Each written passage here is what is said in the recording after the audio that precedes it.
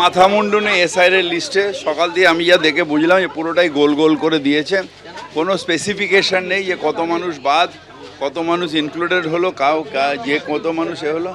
এখন আমি সকালে লিস্টটা দেখছিলাম, কিছু বুঝতে পারলাম না। তার মানে আবার বিভ্রান্ত করার চেষ্টা করছেন নির্বাচন কমিশন। আমাদের তো একটাই জায়গা, কোর্টে গিয়ে এটা বলতে হবে লিস্টটা দেখিয়ে যে what is this.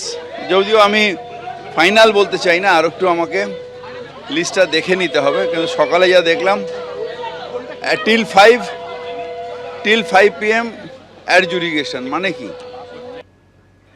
Firhad Hakim অভিযোগ করছেন যে নির্বাচন কমিশন ভোটারদের বিভ্রান্ত করছে। এবার শোনাবো কেন্দ্রীয় মন্ত্রী সুকান্ত মজুমদার কি বললেন।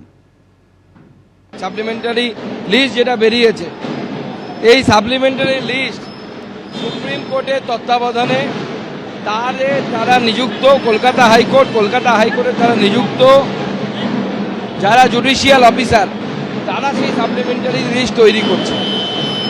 আপনার যদি সুপ্রিম কোর্টের উপর বিশ্বাস না থাকে, কলকাতা হাইকোর্টের উপর বিশ্বাস না থাকে, তাহলে আপনারা ইলেকশন কীভাবে লড়বেন? তাদের আপনাদের পক্ষে ইলেকশন লড়া সম্ভব না।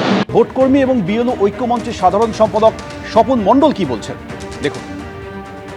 যারা আন্ডার অ্যাডজুডিকেশন ছিলেন, শুধুমাত্র তারা নিজেদেরটাই দেখতে পাবেন, আর অন্য কারো দেখতে পাবেন না, কিন্তু একমাত্র বিএলওরা নিজের যে পার্টের দায়িত্বে ছিলেন সেই পার্টের সব কিছু দেখতে পাবেন তারা।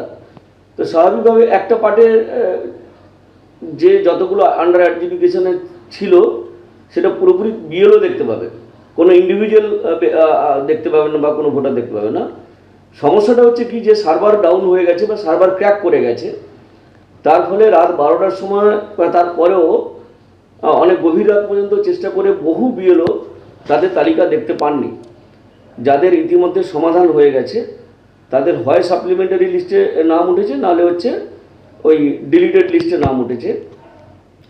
কলকাতার জোড়াসাঁকো বিধানসভার একটা বুথের পার্ট নম্বর 10 নম্বর পার্টে আর কি, সেখানে দেখা গেল যে 15 জনের নাম ছিল হচ্ছে আন্ডার অ্যাডজুডিকেশনে এবং 15 জনের নামই কিন্তু বাতিল চলে গেছে, মানে ডিলিটেড হয়ে গেছে।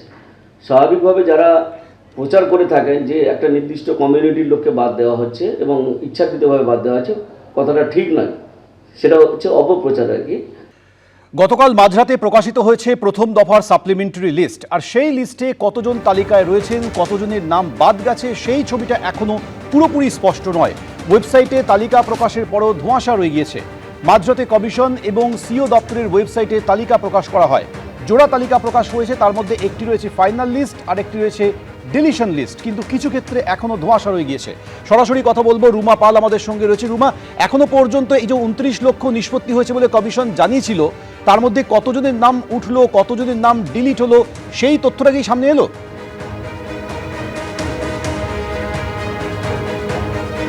দেখো, জানিয়ে রাখি যে কাল রাত 12:05 যখন এই সাপ্লিমেন্টারি লিস্ট আপলোড করা হলো, তারপরে কিন্তু 29 লক্ষরই নামই কি আপলোড করা হলো, সেই তথ্য কিন্তু কমিশন এখনো দেয়নি।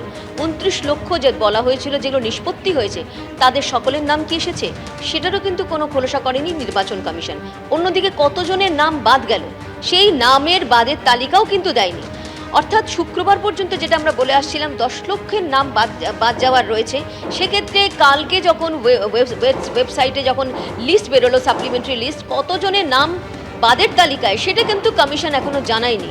এবং সেক্ষেত্রে দেখা যাচ্ছে, আরও একবার বলে দিই, যেখানে সিও ওয়েস্ট বেঙ্গলের যে ওয়েবসাইট রয়েছে সেখানে গেলেই কিন্তু আমরা দেখতে পাচ্ছি, সেটা ক্লিক করলে দেখা যাচ্ছে supplementary list number 1 to the final list publish on 28শে ফেব্রুয়ারি যেটা রয়েছে, সেখানে ক্লিক করলে দেখা যাচ্ছে সেখানে আসছে স্টেট এবং অবশ্যই year of revision, role type, district wise আসছে, ডিস্ট্রিক্ট আসছে, অ্যাসেম্বলি কনস্টিটিউয়েন্সি আসছে, একটা ক্যাপচা আসছে। সেক্ষেত্রে জানিয়ে রাখি যে এরমভাবে কিন্তু আরেকটা ডিলিশনের জন্য আরেকটাও কলাম রয়েছে, কিন্তু কতজন ডিলিটেড, কতজন ইনক্লুড হয়েছে, সেই তথ্য কোথায়? কমিশনের তরফ থেকে কিন্তু এখনও সেটা দেওয়া হয়নি।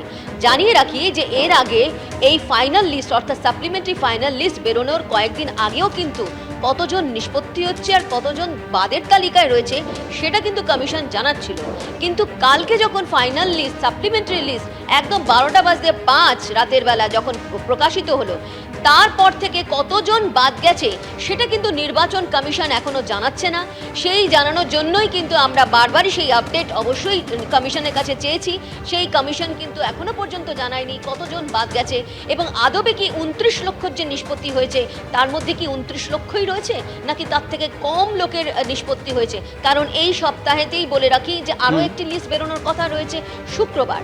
যদিও বলা হচ্ছিল যে জুডিশিয়াল অফিসাররা কাজ করছেন, সোমবারই বেরোবে। সেই সোমবারে বেরোতে বেরোতে কিন্তু দেখা যায় মানে টানাপোড়েন দেখা যায় এবং একদম 12:05 তখন গিয়ে কিন্তু এই লিস্ট বেরোয়।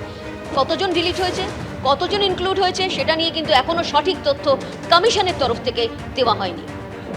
একেবারে রুমা, তুমি আমাদের সঙ্গে থাকো।